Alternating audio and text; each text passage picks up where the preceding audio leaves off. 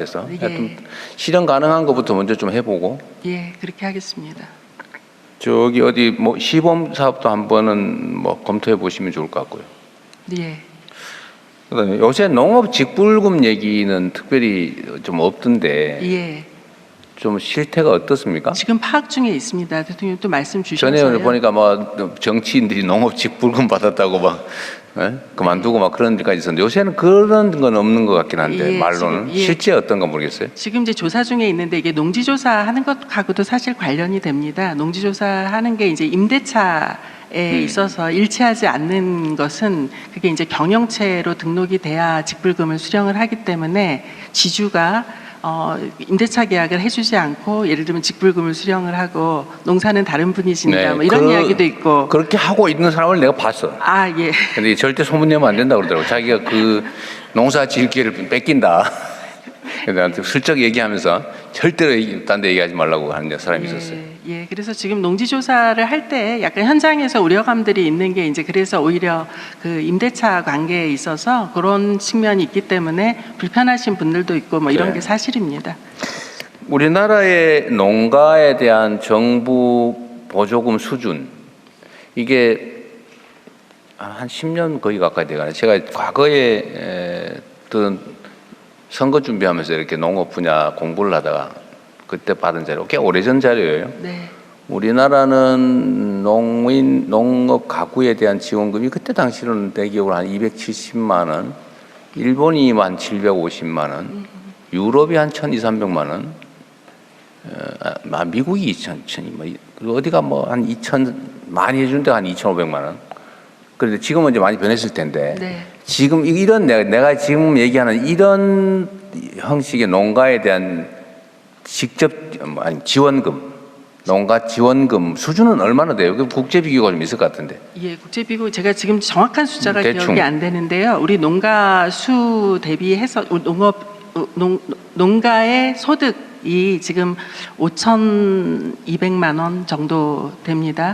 근데 그 중에서 농업소득이라는 게 있고, 그다음에 이전소득이라는 게 있고, 농외소득이 있는데 이전소득에 잡히는 부분이 이제 공공에서 보조금을 받는 것이 그게 얼마 정도예요? 그게 약 2천만 원 정도. 2천만 원? 예, 2천만 원. 맞나요? 농가 소득에서 1,500? 맞나요? 예, 맞습니다. 2천만 원 정도 맞나요? 맞죠? 예, 맞습니다. 1,500, 2,000. 예. 엄청나게 많아졌던데 그거하고는 좀 다른 개념이었던가? 그 사이에 10배 올랐을 것 같지는 않고. 이게 평균이니까요, 대통령님. 그러니까 이게 규모에 따라서도 그렇고, 이게 소득 분위별로는 차이가 있을 겁니다. 근데 이건 지금 평균 액수입니다. 그게 다른 나라에 비하면 좀 많습니까? 아니면 어떻습니까? 이게 국가별로도 다르지만 비슷한 수준으로 저는 비슷해요? 알고 있습니다. 그렇지만 많이 아마 우리나라가 많이 늘은 건가요? 많이 그동안 그때는 터무니없이 늘어났는데요. 적었어요. 그때 제가 그게 한 2018, 17, 16년 뭐 이럴 때쯤 기준 한 10년 전쯤 되겠네요. 10년 전쯤 기준으로는 일본의 한 3분의 1밖에 안 됐던 기억이 있어요. 지금은 이제 같은 잣대를 놓고 한번 국제 비교를 한번 해보는 작업은 해야 하는데요. 그러니까 통계가 있긴 있을 거예요. 예. 그래서 우리가 농업 분야의 지원을 잘 안 하잖아요, 사실은. 그렇습니다.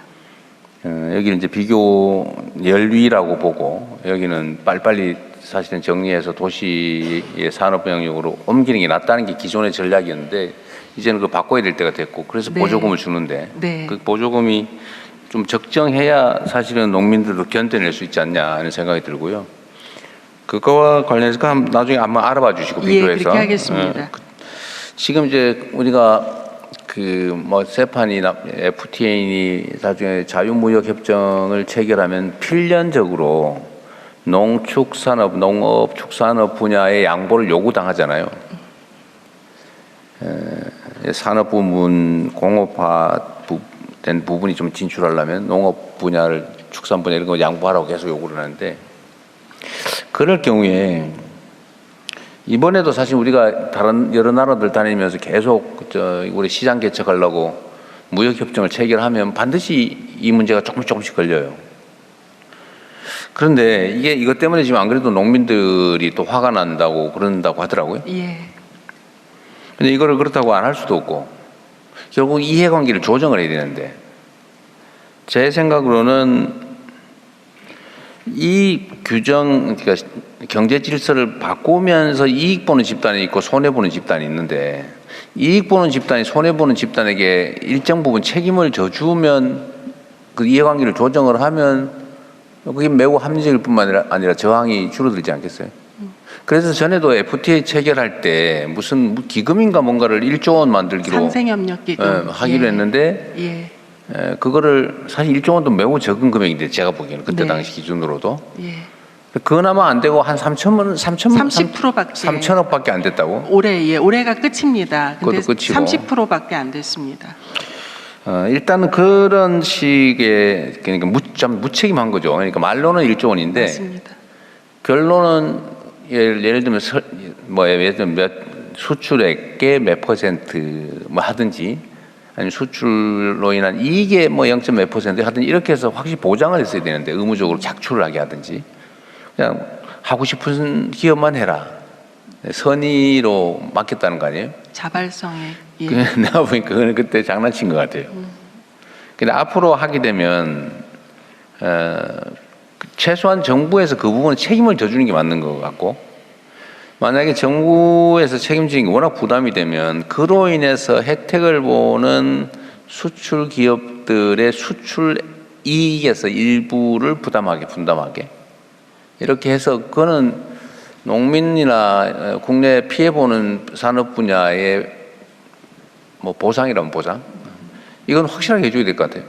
예, 그래서 대통령 말씀 주신 대로 그 부분 때문에 우리 농업인들이 상당히 이제 개방 이슈에 대해서 민감할 뿐만 아니라 정부에서 이야기하는 문법이 계속 비슷하다는 거죠. 자, 개방했으니까 우리가 이거 지원할게요. 그런데 그 약속은 지켜지지 않았고, 그 뭐 계산된 액수보다 실은 더 피해를 많이 보는 것이 생산 기반 자체가 흔들려 버리면 이게 그러니까 어렵습니다, 복구가. 예. 그거를 예. 이게 정부에 대한 신뢰 문제인데, 우리 정실실장도 계시니까, 어쨌든 정부가 농민들한테 1조 원 정도를 전부해주고 약속을 했던 거잖아요. 근데 못했으면 그 정부가 책임져 줘야 되지 않을까요? 왜냐면 그건 정부의 신뢰 문제 때문에 그래요. 예. 7천억 정도가 부족하다고 하는데, 예. 그 7천억 정도를 일단 요새 뭐 세수 상황도 괜찮은 편이니까, 그거는 정부에서 대신 책임지는 방법을 자꾸 강구해 보면 좋을 것 같고요. 예. 충분히 할 수 있습니다. 예, 그래요. 예. 농특 늘어난 부분에도 뭐 해도 그걸로 되고 해도 여러 가지 방법이 있을 수 있습니다. 그거 하고, 두 번째는 어쨌든 지금 대한민국의 수출 시장을 늘려야 되는데, 경제 영토 아닙니까? 예. 그러려면 그 피해 보는 쪽이 없어야 되잖아요. 네. 피해가 있다면 그만큼 전보를 해줘야지. 그걸 어떻게 전보할 수 있을지를 농민단체들하고 좀 협의를 진지하게 좀 하십시오. 그렇게 하겠습니다. 지금 막 반대한다면서요. 농민단체들은 당연히 굉장히 그렇겠죠. 예, 예. 반대합니다. 대책을 함께 논의해서 만들자. 예, 해서 그래서, 실제 예. 필요한 대안을 만들어 보시죠. 예. 그 다음에 이건 나는 좀 잘 모르겠던데요. 여기도 표현을 보면 농업인 이렇게 표현되고 있는데, 아, 예. 그거 왜 농업인이냐, 농민이지. 아. 그 논쟁 혹시 알고 계세요? 예, 그 이야기 들었습니다. 그래서 왜 농업인의 날도 농민의 날로 변경하자라는 의견이 있는데, 그 왜 농민을 농업인으로 바꿨을까요? 저도 그거는 잘 모르겠습니다만 다만 이런 건 있습니다, 대통령님. 노동자를 근로자로 만든 거하고 비슷하지 않을까요? 예, 비슷한 맥락인데 젊은 친구들 같은 경우에 농민이라는 말보다는 그렇지. 농업 경영체. 그러니까 이게 훨씬 더 부담감이 없고 이렇게 좋은 거예요. 그래서 약간 의견이 조금 다릅니다. 그럴 그래서 수 있겠네요. 예, 그 농민 부분에 그럼 뭔가 대해서 약간 전투적이고 저항적이고 뭔가 이념적인 이런 이념적이고 언어로 그런 들리는데, 느낌이에요. 농업 경영체, 농업인 이러면 이게 좀 더 이제 뭐 생산 주체로서 경영인으로서 이렇게 이제 사실은 그 있습니다. 농촌 지역에 가면 농민하고 농업인이 병존하죠. 그렇습니다. 농사를 업으로 하는 사람, 예. 영업으로 하는 사람이 아마 농업인일 테고, 예. 농사 지어서 먹고 사는 사람은 농민일 테고, 그런 거 아니겠어요? 예, 지금은 거의 다 뭐 거의 가족농, 농업인. 상업농이죠, 사실은 지금은. 예. 어쨌든 그런 게 있더라. 근데 뭐 이것도 그런 이념적인 측면들이 있군요. 저희 단체들과 잘 논의해 보도록 하겠습니다. 아까 그 찬성 반대 좀 이제 나왔을 것 같은데, 그거 좀 알려주세요. 지금 저희가 좀 보고 있는데요. 좀 반반 정도. 반반 정도요. 역시. 어쨌든 그 참고하십시오. 나중에 논의할 때. 노천 기본소득은 지금 전국에 군이 몇 개입니까? 80 몇 개인데. 예. 근데 지금 중부 우리가 감소 지역 농어촌은 69개입니다. 그 중에서 예. 그렇지 양평 이런 데 늘어나니까. 예. 그럼 어쨌든 9개. 69개. 지금 하반기에 농어촌 기본소득을 시행하면 합쳐서 17개? 7개. 예. 그러면 3분의 1이 안 되네요. 예, 4분의 1? 예. 4분의 1쯤 되네. 예. 근데 수요는 계속 늘어나고 있죠. 다 하고 싶으시죠, 수요는.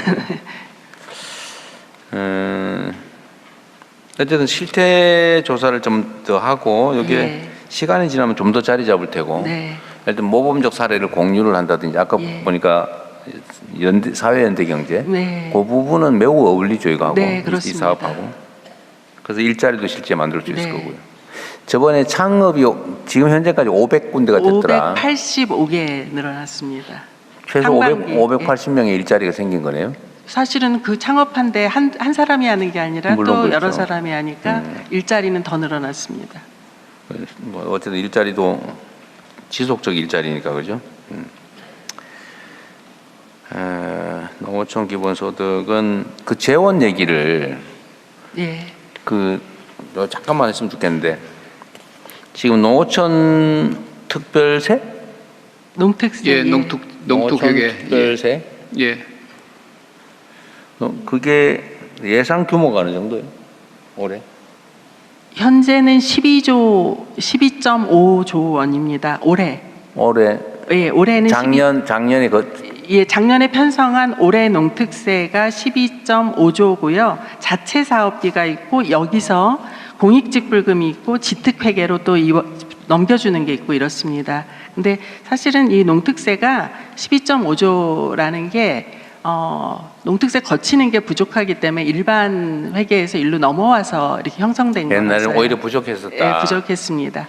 근데 지금은 농특세가 어쨌든 증시 화랑 때문에 많이 늘어났는데도 부족하다. 그러니까 올해는 아직 그 재원이 반영되지 않은 거고요. 이게 그러니까 작년에 편성된 올해 굴러가는 예산액이 이렇습니다.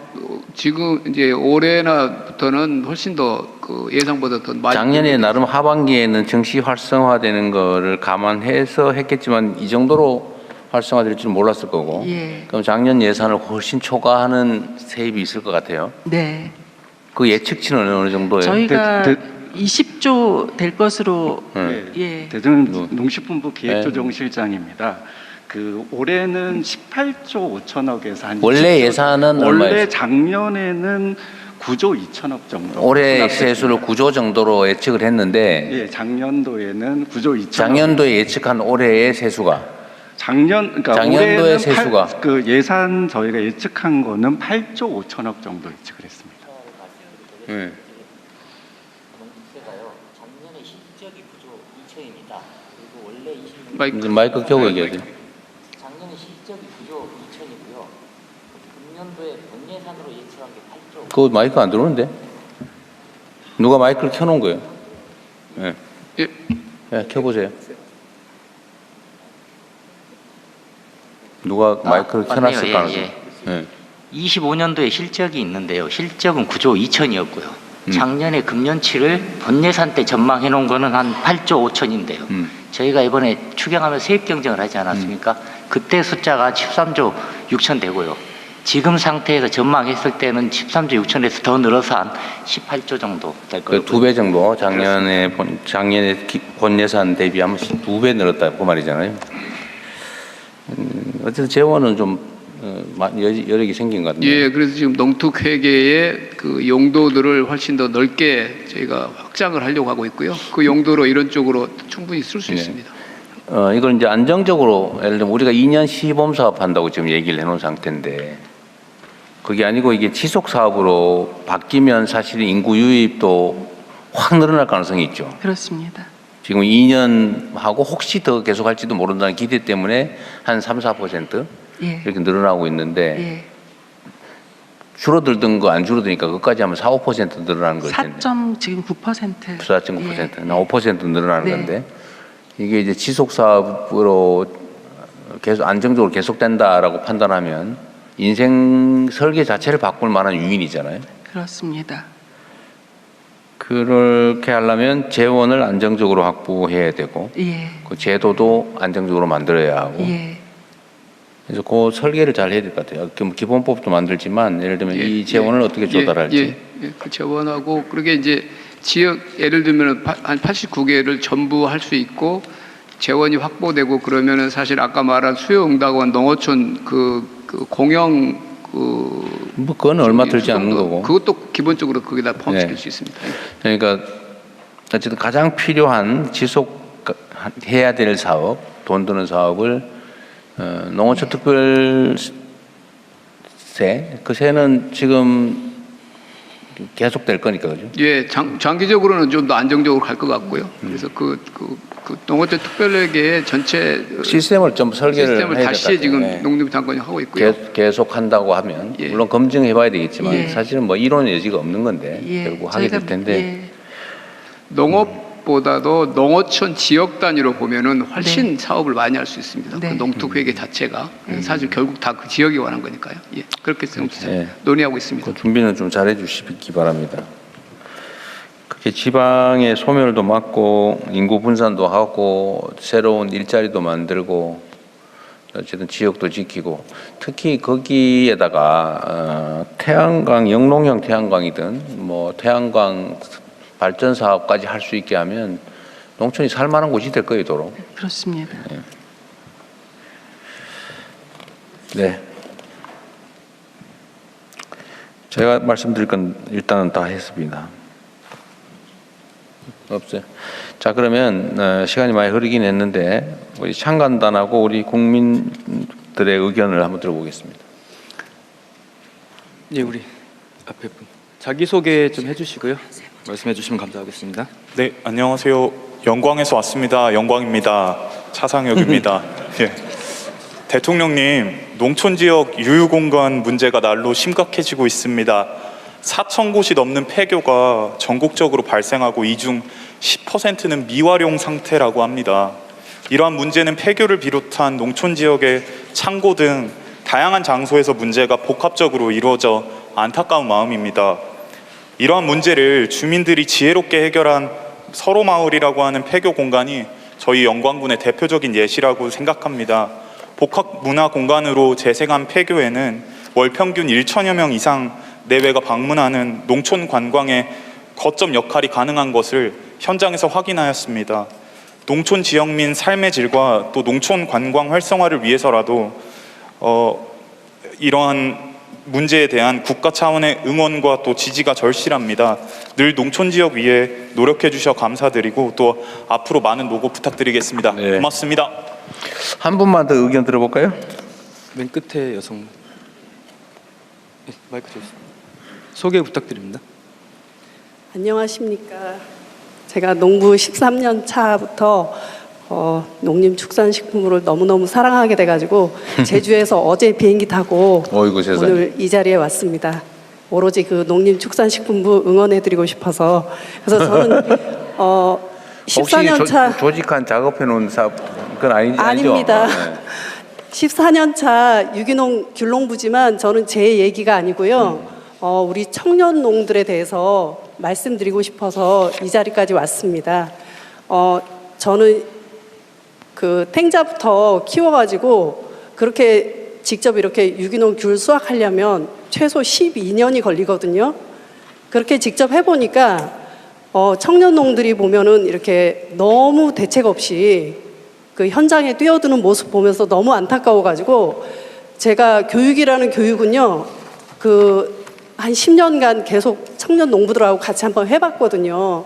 근데 제가 거기서 가장 큰 문제점이 뭐냐면 우리는 대부분 이렇게 청년들한테 돈을 먼저 지급해가지고 그거를 활용하게 하잖아요. 근데 저는 농사 짓기 전에 어떻게 했냐면 10년간 내가 유기농 농사를 해서 농사가 안 됐을 때도 그 리스크를 먼저 계산해가지고 제가 그 돈을 킵을 해놨거든요. 그래서 10억을 모았는데 그 돈이 한 11년 차 되니까 다 쓰게 되더라고요. 그래서 그렇게 계획적으로 해야 되는데 우리는 뭐 너무 성급하게 뭐 멘티라든가 멘토 그 도제 그 방식을 이렇게 외국의 거를 보니까 살짝 이렇게 도입을 했더라고요. 근데 그 방법은 저 같은 경우에 그 프랑스 같은 경우에 좀 제가 직접 줄여주면 좋겠는데요. 죄송합니다. 멀리서 왔으니까 조금만 봐주십시오. 네.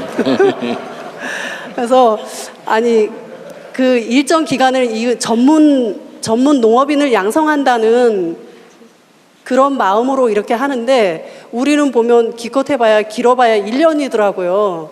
그 상황에서 그 청년 농들한테 5억이다 10억이다 이렇게 주는 거는요. 너 빚쟁이 되라 하는 말하고 똑같거든요. 그래가지고 우리 장관님께서 청년 농들을 굉장히 많이 사랑하시는데 요 부분을 좀 더 계획적으로 단기적인 계획 말고요. 그리고 저희들한테 저도 어찌 보면 기득권자라고 생각하는데 그 중장년 농부들한테 주는 혜택을 좀 욕먹을 수 있겠지만 청년 농들한테 좀 더 신경 써서 좀 장기적으로 이렇게 거기에서 이렇게 뿌리를 내릴 수 있도록 도움 주셨으면 감사드리겠습니다. 이상입니다. 네. 좋은 지적 감사드리고요. 여기 혹시 저 온라인상으로